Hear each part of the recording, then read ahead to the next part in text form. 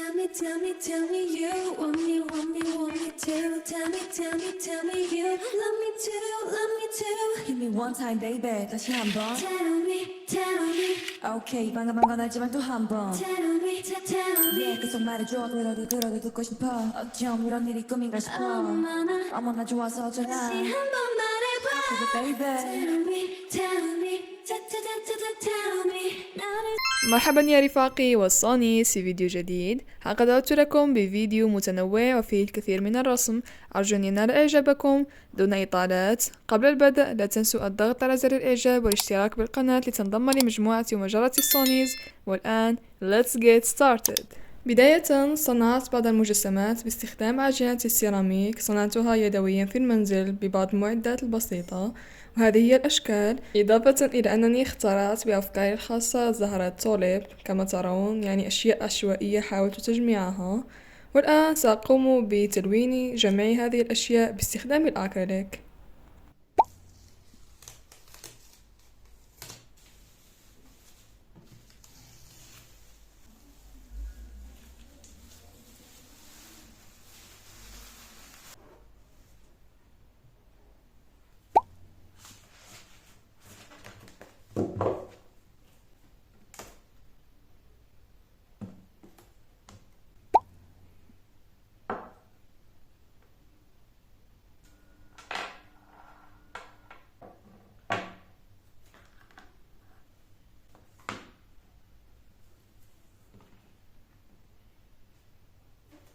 أنهيت بالفعل التلوين خلف الكاميرا، ووضعت التوليب في الكأس الذي رسمت عليه هو الآخر، ووضعتهما على هذه الطاولة بدلا من تلك القصص السابقة، لكن تركت 2 منها نظرا لأنها تتناسب مع الثيم. ونعم، حسنا يا رفاق، لدي مفاجأة لكم. حسنا، لا نقول أنها مفاجأة. على أي حال، اشتريت أقلام ماركرز، وأخيرا 48 درجة. جربتها من قبل مع هانا، لذلك لست متحمسة كثيرا، لكني متحمسة لتجربتها بشكل أدق. والآن let's get started. كباقي الرسامين علي أن أصنع مرجعا للدرجات في الدفتر، لكنهم جميعا يستخدمون الصفحة الأولى من الدفتر، وأنا للأسف الشديد قد رسمت فيها بالفعل، لذلك أخذت آخر صفحة وقسمتها ل48 خانة.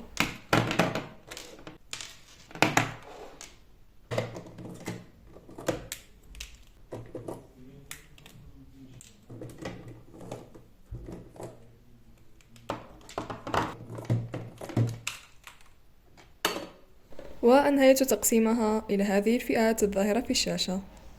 اكتشفت أكبر مصيبة، يعني لم أتوقعها مطلقا، صدمة. لا يوجد اللون الأبيض، لا يوجد ماركر أبيض، كل الدرجات موجودة إلا الأبيض. وفي المتجر الذي اشتريت منه لا يباع الأبيض بالقطع، يباع فقط في تكنو، ولا أدري متى ستكون المرة القادمة التي سأذهب فيها إلى تكنو. حرفيا مشكلة كبيرة جدا، يعني خطأ كبير أن تبيع ماركرز أو أي خامة من الألوان دون الأبيض هو الأساس.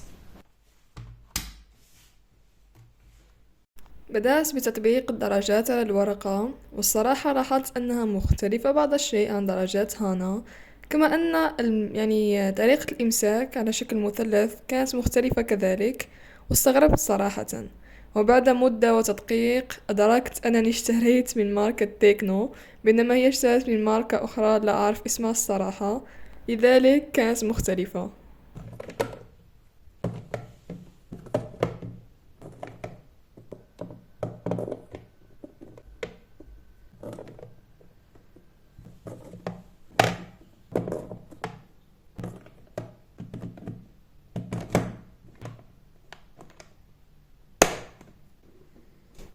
مساء الخير، كما ترون هذه بعض التدريبات التي قمت بها طوال الصباح من أجل التدرب على استخدام الماركرز. حسنا، تطورت بعض الشيء، والآن أنا جاهزة لاستخدامها على رسمة كاملة. هذه الدرجات، هاي الألوان، سأريكم الرسمة. واحترت بعض السكاكر، يعني في حالة غضبت من الرسمة نتيجة سيئة، السكاكر هي الحل.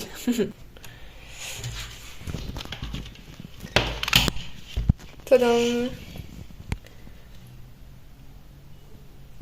لكن هذه هنا العلامة بقلم الرصاص. حاولت بكل الطرق، كل أنواع المماحي، عجينة ميكانيكية بسيطة، أي شيء، لم يجدي نفعا. فهذه العلامة هنا للأبد للأسف، لا أعرف لماذا. سأغطيها بعد قليل بأي شيء بعد التلوين. والآن let's get started.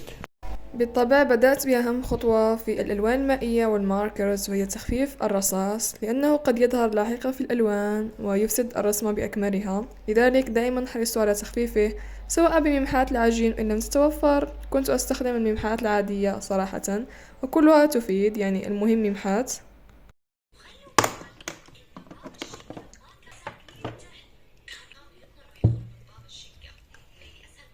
بدأت باستخراج الدرجات، وكنت مشتتة نوعا ما أي درجات أختار، لأنها أول تجربة، وفي النهاية كانت هذه درجات البشر التي استخدمتها. حاولت مشاهدة بعض الفيديوهات التعليمية، والشيء المشترك بينهم جميعا هو أنهم يضعون الطبقة الرئيسية أولا، أو اللون الخفيف، ثم يبدأون بوضع الظلال. لذلك اعتمدتها مثلهم، والصراحة النتيجة مبهرة بالنسبة لي كأول تجربة. لذلك أنصحكم باستخدام الطبقة الأولى ثم وضع الظلال بشكل منفصل عنها يعني، لكن حاولوا الدمج بينها ليس فقط باستخدام الأبيض، بل باستخدام الطبقة الرئيسية. أعني بذلك استخدام اللون الرئيسي أو الأساسي كي تدمجوا بين جميع الدرجات. صراحة أكثر شيء أعجبني في الألوان أن المسكة مريحة للغاية، لأنها على شكل مثلث، بينما الأقلام التي نشتريها بشكل منفصل على الشكل مربع، والمسكة تكون نوعا ما غير مريحة. لكن مسكة المثلث جد مريحة الصراحة، مع أن كلاهما من تكنو. كما أنني لاحظت أن الكحول فيها أكثر، يعني سائلة أكثر من التي نشتريها يعني بالقطعة، لأنها قد تكون نوعا ما جافة. لا أعرف إذا ذلك كان من المصنع أو لأنها يعني ظلت لوقت طويل في المتجر. على أي حال ألوان العلبة كانت أفضل بكثير من الألوان الخارجية. في هذه الرسمة قررت أن أعتمد على الألوان الماركرز فقط، يعني لم أضف لا خشبي لا مائي ولا شيء، أكريليك ماركرز لا شيء، فقط أقلام الماركرز لوحدها كتظهر النتيجة الصريحة. والصراحة كانت النتيجة جد مذهلة ولا تستحق أي إضافات بالنسبة لي. بالنسبة لتنوع الدرجات، هنالك تنوع جميل للغاية في درجات اللون الأخضر، كلها تقريبا في اللون الزيتي بدرجات مختلفة، يعني الأفتح الأغمق في اللون الأخضر العشبي، الكثير من الدرجات الجميلة جدا. كذلك في اللون البرتقالي، لكن في اللون الوردي والبنفسجي لم يكن هنالك تنوع كبير الصراحة، وهذا لم يعجبني. فجأة قررنا نوهانا التلوين بألوان الأكريليك، رسمة للأسماك. بدأناها سويا ولونا المياه، لكن بعدها كل واحدة أكملتها لحالها. والآن قمت بتلوين السمكات وأكملت اللوحة، والصراحة النتيجة أبهرتني. يعني لاحظت أن هنالك تطور كبير بالنسبة لي في رسم بالأكريليك، وهذا حفزني يعني كي أرسم المزيد بالأكريليك. وصراحة دعونا نتراجع عن كلامي في السابق. في السابق قلت أنني أكره الأكريليك بشكل كبير ولن أرسم بها مطلقا من جديد، لكن الآن صرت أحبها بشكل عميق يعني، وصارت من أفضل الخامات بالنسبة لي، هي والخشبي والماركرز أتوقع، يعني أفضل الخامات، لكن الأكريليك صارت أفضلهم. ويعني التلوين كان جد ممتع، وجربت شيء يعني جديد. لم ألون السمكات بهذا الشكل من قبل، وجد فخورة بالنتيجة الصراحة. أنا متحمسة كي تروها أنتم شخصيا. وبعدها بيوم كذلك رسمت رسمة بالأكريليك ماركرز، لكنني لم أصورها في هذا الفيديو، صورتها في فيديو شورت سأضعه لكم بعد هذا الفيديو أو قبله، لا أعرف. على أي حال فيديو شورت. الرسمة جد ظريفة الصراحة، يعني ستايل مختلف جربت. وكذلك أعتقد أن شغف الرسم عاد وبقوة، يعني السبب واضح، لأننا سنعود للمدرسة بكل بساطة. دائما عند الدخول المدرسي يعود شغف الرسم والاستمتاع والاشتياق للعطلة، يعني بالطبع كلنا نعاني من هذا. دعونا نعود للماركر، بما أن الفيديو متعلق بشكل عام عن الماركرز. تقييمي لها أعتقد أنني سأعطيها 7/10، لأن هنالك نقص نوعا ما في بعض الدرجات الوردي والبنفسجي، وكذلك درجات اللون الأحمر. لذلك لم أستخدمها في هذه الرسمة، استخدمت الوردي لكن ليس الأحمر وليس البنفسجي.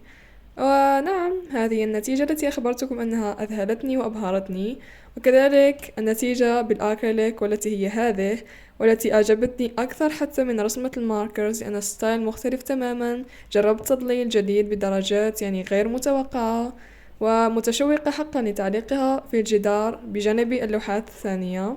شكرا لكم على المشاهدة، مع السلامة. 한다고 날 기다렸다고 Tell me, tell me, tell me